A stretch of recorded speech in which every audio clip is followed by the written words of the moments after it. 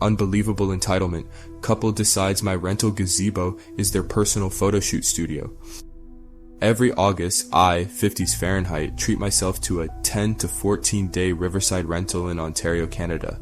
My chosen cabin is perfect, boasting exclusive access to a private deck with a hot tub and, best of all, a furnished gazebo. Interestingly, mine is the only rental on the property with a gazebo. Just a short distance away to the east sits another smaller cabin equipped with only a dock and a hot tub. Returning from a quick grocery run, I was in the midst of unloading my car when a young woman, let's call her EW for entitled woman, nonchalantly strolled over and stepped onto my deck. She was wrapped in a bathrobe, clearly having just emerged from a shower or the hot tub. EW greeted me with a breezy, "Hi, just wanted to let you know that my partner and I are planning to use your gazebo for a photo shoot tomorrow morning. Just a heads up, as a courtesy. We'll need to move your boats out of the way, but don't worry, we'll put them back when we're done."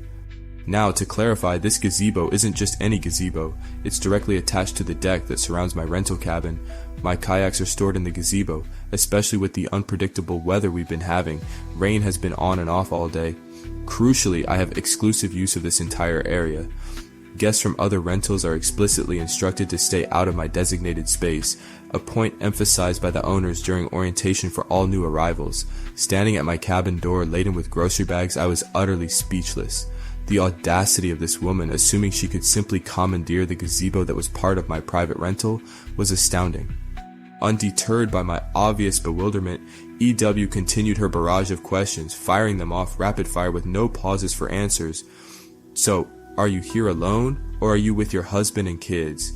Do you actually own this cabin? How much does a place like this even cost? How long are you staying here?" Finally, finding my voice, I firmly stated, "You are in my private space. Please leave." Feigning offense, EW retorted, "I was just trying to be friendly." I stood my ground, replying, "No, this isn't friendly. You're intruding on my private space and invading my privacy. Your questions are intrusive and frankly quite creepy. And let me be clear, you will not be doing any photo shoot in my gazebo tomorrow or ever. Now please leave my deck." EW's demeanor shifted, turning snippy as she said in a sharp tone, "No need to get all worked up. We are doing the photo shoot tomorrow, so you better not interfere. Actually, considering your attitude, it would probably be best if you just went into town by 8 a.m. and didn't come back before 2 p.m. My patience completely evaporated.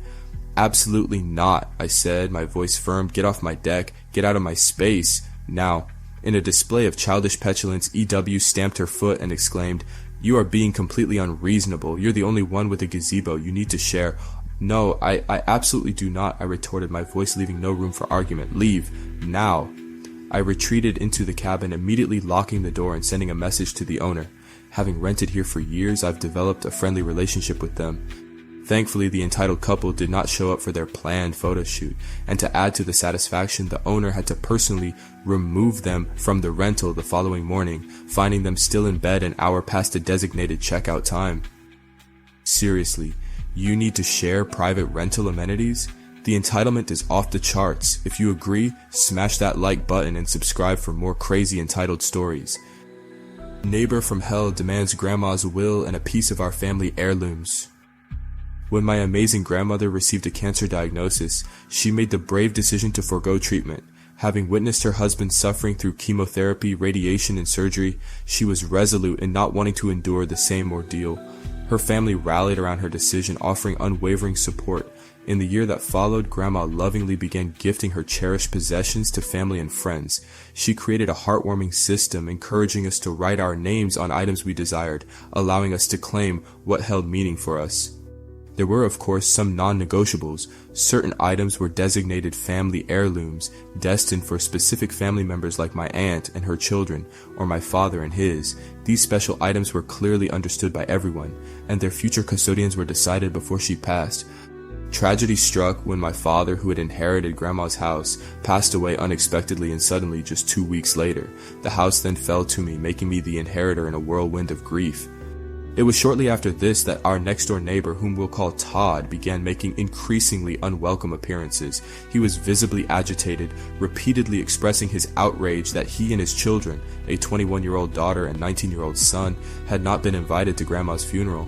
In reality, there hadn't been a formal funeral service. We were all too consumed by the shock and grief of my father's sudden passing to organize one. Todd's entitlement escalated as he demanded a copy of Grandma's will, seemingly affronted that it only included family members. He audaciously proclaimed that he knew Grandma loved his kids as if they were her own grandchildren.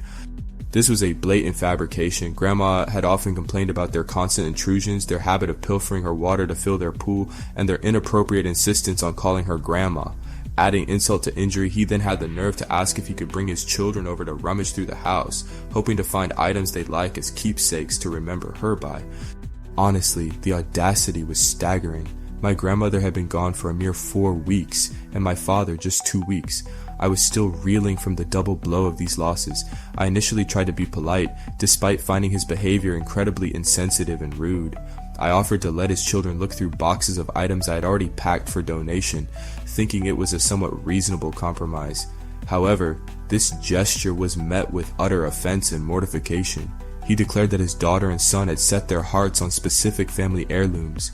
I couldn't help but laugh in disbelief. I calmly explained that these were indeed family heirlooms, intended to stay within our family, and that some had already been taken by my brother. His response was truly something else. He insisted, "But my kids were her family. She would have wanted to gift those items to them. They should have been included when everything was being divided up just like everyone else." It's crucial to understand that none of us had any real relationship with this man or his children beyond the superficiality of being next-door neighbors. They were never present at any family gatherings held at Grandma's house. In fact, the only times I ever heard Grandma mention them were when she was complaining about their boundary-crossing behavior. I vividly recall her exasperation when she caught them using both of her garden hoses to fill their swimming pool, and then had the gall to complain when she installed locks on her outdoor faucets to prevent it from happening again. Thankfully, karma intervened. Todd's house went into foreclosure and he moved away about a year later, taking his outrageous entitlement with him. Believe me, this is just the tip of the iceberg when it comes to bizarre encounters with this neighbor. I have plenty more stories to share if you're interested. My entitled sister-in-law demanded custody of my newborn baby. Let me give you some background. I'm 36F, and my sister-in-law, we'll call her S-ill, is 40F. I've been married to her brother for over a decade now, and there's always been a palpable undercurrent of jealousy and resentment emanating from her direction, and she's consistently given off the vibe that she envies the life I have, not necessarily specifically with her brother, but the whole package. Marriage, family, career stability, the works. I'm a mother to 3 wonderful children, a 10-year-old girl, an 8-year-old boy, and our newest addition, a 3-month-old baby girl. Last year, SEL got married, and she and her husband decided they were ready to start trying for a baby. Heartbreakingly, they received news that she is unable to conceive children naturally. Understandably, she was completely devastated by this news, and our family rallied around her, offering comfort and support in every way we could. Recently, we hosted a family dinner, a seemingly normal occasion until it took a bizarre turn. In the middle of the meal, SIL dropped a bombshell declaring, "Angel 698, I think it's incredibly unfair that you've been blessed with 3 children when I can't have any. Your baby is essentially my last opportunity to experience motherhood, so I've been thinking, you should let me have her during the week so I can develop a maternal bond with her, and then you can have her back on weekends." Before I could even formulate a response to this utterly outrageous demand, the entire dining table erupted into chaos. Everyone started talking at once, a cacophony of disbelief and indignation. I quickly excused myself and took my older children upstairs, wanting to shield them from the escalating drama.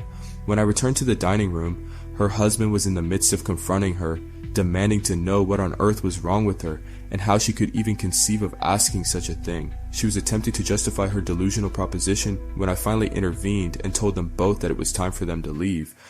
I also made it unequivocally clear that she was no longer welcome in my home or around my children until she sought professional help. At this, she launched into a screaming tirade, ranting that I didn't deserve my life or my children and that I had somehow stolen her baby from her. Her husband and my mother-in-law were profusely apologetic, practically dragging her out of the house as she continued to sob and scream. Now my older children are understandably confused and upset, asking why their aunt would ever want to take their baby sister away from us. Edit. Addressing comments. I've been trying to keep up with the comments, but there are just too many to respond to individually, so I wanted to address a few recurring points here. Firstly, we already have a comprehensive home security system and cameras installed, and no one, including SIL, has keys to our house. Secondly, unfortunately, obtaining a restraining order based solely on this single incident isn't legally justifiable in our jurisdiction. Thirdly, my husband and I had a serious conversation with our older children the same night this incident occurred, and we will be having ongoing discussions with them to reinforce that their aunt is currently not a safe person to be around. Fourthly, in our country, private citizens do not have the right to bear arms, nor do I have any desire to own a gun. Finally, I will be proactively informing both the school and daycare about this situation and providing them with a photo of Esiel for identification purposes. For those who are questioning the authenticity of this post, I completely understand your skepticism. Honestly, if I had read a story like this just last week, I probably wouldn't have believed it myself, but unfortunately, this is the bizarre and distressing reality my family is currently navigating. Demanding someone else's baby? That's not just entitlement, that's crossing into delusional and deeply disturbing territory. This poor family. Petty sister-in-law steals our baby name only to face hilarious karma. Hello everyone, long-time lurker, first-time poster using a throwaway account for this doozy of a story. Let's get straight to it. My wife and I endured 4 long years of trying to conceive before we hit the dreaded over 35 mark. We're both currently 33 and are now incredibly blessed with a beautiful baby son. My wife has a younger half-sister who, to put it mildly, is both entitled and toxic. She's also the undisputed golden child of their mother. We've actually banned both her and my mother-in-law from our home ever since they brazenly tried to steal my wife's jewelry box a couple of years ago. This wasn't just any jewelry box, it contained a treasure trove of valuable jewelry passed down from my wife's grandmother. On my advice, all of that irreplaceable jewelry is now safely locked away in a safety deposit box. After years of disappointment, we had almost given up on the dream of conceiving when it finally happened.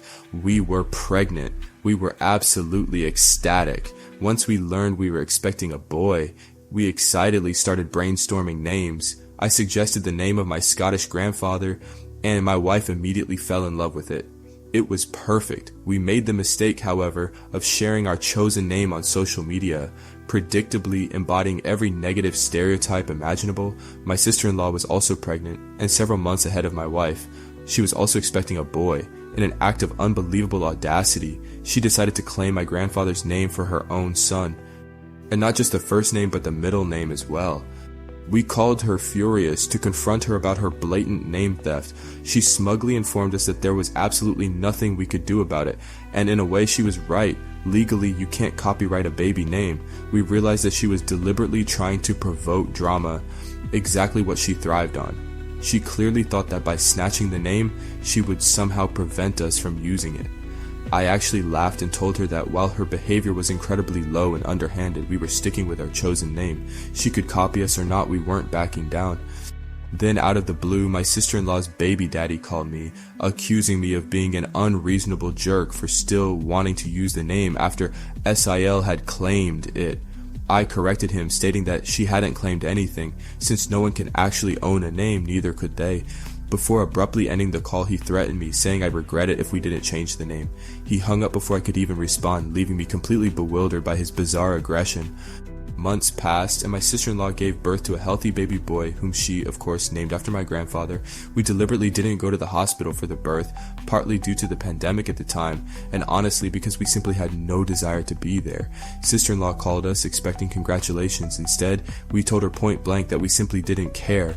And if she was still under the delusion that we would change our baby's name, she was in for a rude awakening because it wasn't going to happen. Sister-in-law demanded to speak to my wife, but the call was already on speaker, and my wife chimed in, firmly stating that she completely agreed with me. We were not changing the name. Sister-in-law hung up on us in a huff, but then proceeded to bombard us with emails, sending walls of text filled with alternative name suggestions, even offering similar names. I replied simply stating that the name was chosen in honor of my grandfather, and that's why we wouldn't be changing it. Surprisingly, she actually shut up after that, and we didn't hear from her again until after our own son was born. 2 months later, we were blessed with the arrival of our son. He was perfect, and we proudly named him exactly as we had always planned. Unsurprisingly, my sister-in-law called us just a few days after his birth, screaming into the phone that we had copied her son's name. I calmly pointed out that she was the actual copycat, as she had absolutely no familial connection to the name, while we did. Anyone who bothered to look at our family trees could easily see that. Then my wife took the phone and declared that After the attempted theft of her grandmother's jewelry, she no longer considered sister-in-law her sister. She wanted absolutely nothing to do with her or with her nephew. For months afterward, we were bombarded with messages and emails from my wife's side of the family. Some, after hearing the full story, were firmly on our side, while others, predictably, were not. And true to his word, sister-in-law's baby daddy actually showed up at our front door, attempting to make me sorry. I'm still not entirely sure what his plan was, but I pretty much towered over him. I'm 6'1" and in good shape from regular exercise and gym trips. He, on the other hand, was skinny, about 5'6", with a baby face barely concealed by a wispy beard.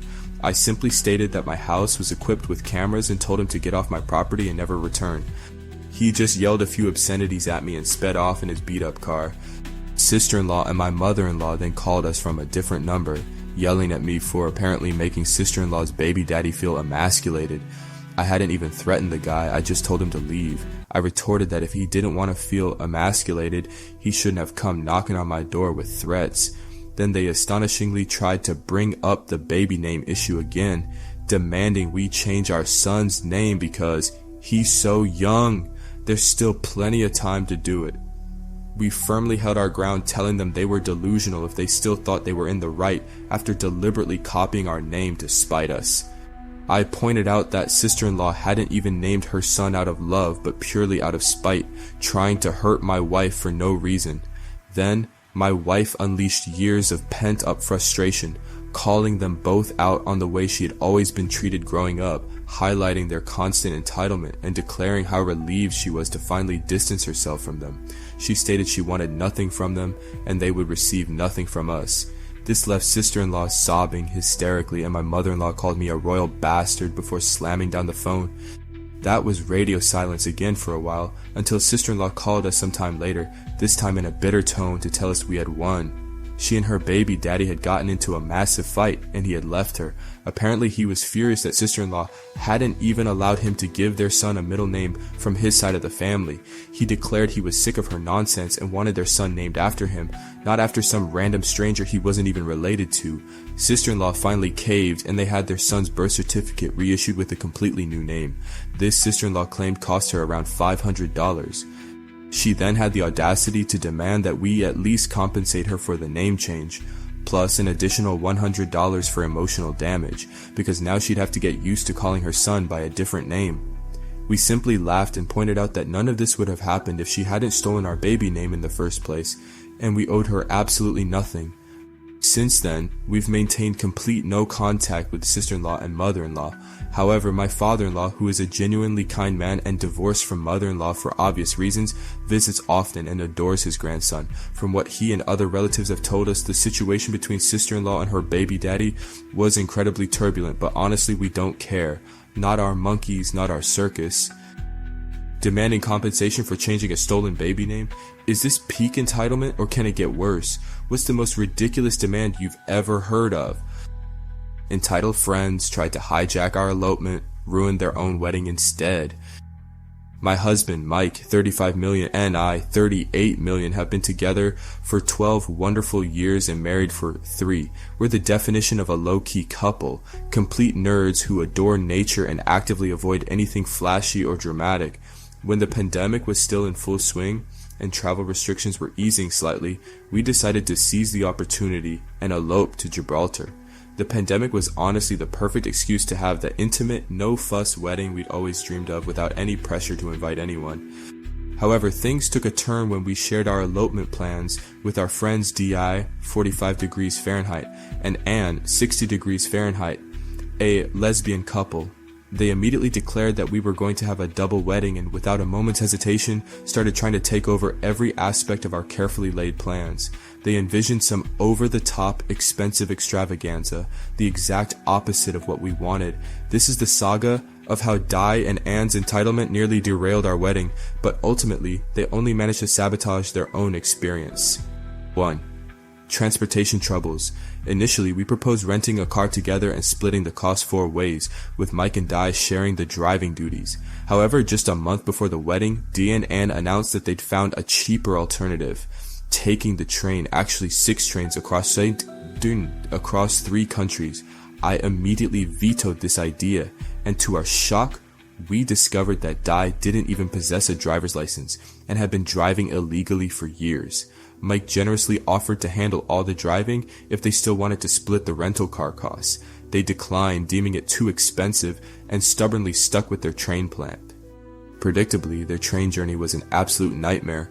Trains were delayed and canceled, tickets were misplaced, and they ended up missing an entire night in Gibraltar, stranded at some random train station in the middle of rural Spain. Meanwhile, Mike and I enjoyed a blissful road trip, even indulging in a magical overnight stay at a charming Airbnb in Cartagena along the way. Ironically, their disastrous train tickets ended up costing more than half the price of the rental car would have been. 2. Accommodation chaos. We had initially agreed to rent a luxurious Airbnb in Gibraltar, complete with a hot tub and all the bells and whistles. Splitting the cost 4 ways, we could afford something truly special. But then, Anne decided she absolutely had to have a real hotel, and abruptly pulled out of the Airbnb plan. Undeterred, I found a gorgeous little 1-bedroom Airbnb for just Mike and me, featuring a hot tub and breathtaking sea views. Dee and Anne, on the other hand, forgot to book a real hotel and ended up in an absolutely dreadful place near the port. Imagine the kind of hotel where merchant sailors crash between voyages, and that was it. It was situated on a noisy roundabout right opposite a Burger King. The room was basic beyond belief, with no bathtub, no balcony, and 0 frills. To add insult to injury, it was actually more expensive than our lovely Airbnb. They complained of getting no sleep due to the constant noise from drunken sailors and traffic, and to top it all off, they weren't even provided with towels. 3. Champagne sabotage. The night before the weddings, we met for dinner. They had barely been in Gibraltar for 2 hours, still frazzled from their travel ordeal, while Mike and I had been relaxing and soaking in the atmosphere since the previous day. Dinner started off tense, but Dai seemed to be making an effort to be pleasant. Then at some point, she subtly signaled to the restaurant host. A moment later, a server arrived with a ridiculously extravagant VIP ice bucket, dramatically presenting a bottle of champagne chilling inside. With a flourish, the server popped the cork and presented the bottle to Dai, who then handed it to Anne, cooing, "Just like the one I got you in New York, baby." It was clearly meant to be a grand romantic gesture. However, Anne completely rejected the champagne, and we all exchanged nervous glances, trying to diffuse the awkwardness. The server poured 2 glasses of the expensive champagne, offering them to Dee and Anne. Anne took a tiny sip and immediately spat it out, loudly proclaiming, "It's corked." We all tried the champagne and assured her it was perfectly delicious.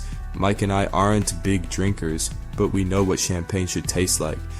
Anne remained adamant that the champagne was corked, and loudly announced that they wouldn't be paying for it. The host was understandably furious, and we understood why when she quietly informed us that the bottle cost a staggering £750. She even threatened to call the police. Dee, mortified, sheepishly paid for the astronomically priced champagne, and sulked for the rest of the evening, completely ruining the ambiance. I was incredibly embarrassed, and our entire night was soured. Back in our blissful Airbnb, soaking in a bubble bath and indulging in Jaffa cakes, I declared to Mike that I absolutely refused to let them ruin another moment of our trip. If they were determined to ruin their own wedding experience, that was their prerogative, but I wouldn't allow it to impact ours. 4th wedding ceremony and aftermath. The actual wedding ceremonies thankfully went off without a major hitch, aside from the fact that Dai and Anne were visibly hungover from their disastrous champagne-fueled evening. The registry office itself was lovely, and I happily married the man of my dreams. Afterward, in a gesture of goodwill and perhaps to help them sober up, we treated them to brunch and patiently walked them around a picturesque park, dutifully taking photos of them. In a classic Dai movie, she managed to get her finger over the camera lens in almost every single photo she took of us. Once the photos were done, they suggested we all head to a pub and get wasted, as if that was our idea of a wedding celebration. We politely declined, and I was bluntly honest, telling them, "I just want to be alone with my husband." They couldn't really argue with that logic. 5. Dinner debacle. When it came to the wedding dinner, Mike, Dai, and I were all fairly easygoing, suggesting casual dining options. However, Anne insisted on a fancy, fine dining fish restaurant that, bizarrely, didn't even serve dessert. Since I absolutely detest fish and refuse to eat it, I flatly refused to go to a fish restaurant. Anne remained stubbornly fixated on the fish restaurant, so we simply decided not to join them for dinner at all, and then had the audacity to try and convince us to chip in £200 for a custom wedding cake to be delivered to the fish restaurant. We emphatically said hell no. Instead, Mike and I went to the best steakhouse in Gibraltar. I devoured a massive 1.2 kilo steak and an incredible cheesecake for dessert. We had a truly wonderful evening, and the waitstaff went above and beyond to make us feel special. Around 8 p.m., we received a garbled text message from them. "HR are you?" We simply ignored it. As it turned out, Anne had forgotten to make a reservation at the fish restaurant, and it was completely booked. But they couldn't even leave to find another restaurant because they were stuck waiting for the ridiculously expensive wedding cake to be delivered. They ended up taking the cake back to their awful hotel room and eating it with their credit cards because their room didn't even have cutlery or plates. They reportedly spent the rest of the night getting drunk on cheap supermarket vodka. Meanwhile, Mike and I had the perfect wedding evening. We took a taxi back to our Airbnb, relaxed on our balcony, smoked some weed, gazed at the stars, and kissed for hours. 6. Hiking hijinks and hasty exit. The next day, Mike and I embarked on a day of hiking in the stunning UNESCO World Heritage Site National Park. It was truly the best day ever. In a bizarre twist of fate, Mike actually got robbed and bitten by a monkey during our hike, which in retrospect was actually quite hilarious and made for a great story. We enjoyed a full English breakfast at the mountaintop restaurant and explored the fascinating St. Michael's Cave. Unforgettable memories were made. Dio and Anne, on the other hand, apparently had a monumental fight, inexplicably blaming Gibraltar itself for their woes, and spontaneously decided to cut their trip short and leave. They booked a beach resort somewhere up the Spanish coast and set off on foot to the train station. Predictably, the trains were still a chaotic mess. They got stranded yet again in some unknown Spanish town with all their luggage, and it took them a grueling 14 hours to finally reach the resort. They arrived at 11 p.m., only to check out the very next morning. 7. Honeymoon bliss versus travel torment. Mike and I savored a few more nights of our honeymoon in Gibraltar before embarking on a relaxed road trip back home. We even stayed at the same charming Airbnb in Cartagena again, and the host threw us a surprise mini celebration. It was truly magical. Dee and Anne's journey home, however, was predictably disastrous. They got stranded yet again, lost half of their luggage, and to add insult to injury, both caught COVID. In short, our entitled friends tried to hijack our wedding elopement and turn it into their own chaotic drama, but in the end, they only succeeded in completely ruining their own wedding experience, leaving ours wonderfully untouched. Trying to hijack an elopement and ending up with a Burger King hotel and monkey bites? That's next level entitlement backfiring. Smash that like button and subscribe for more entitled escapades. Have an awesome day.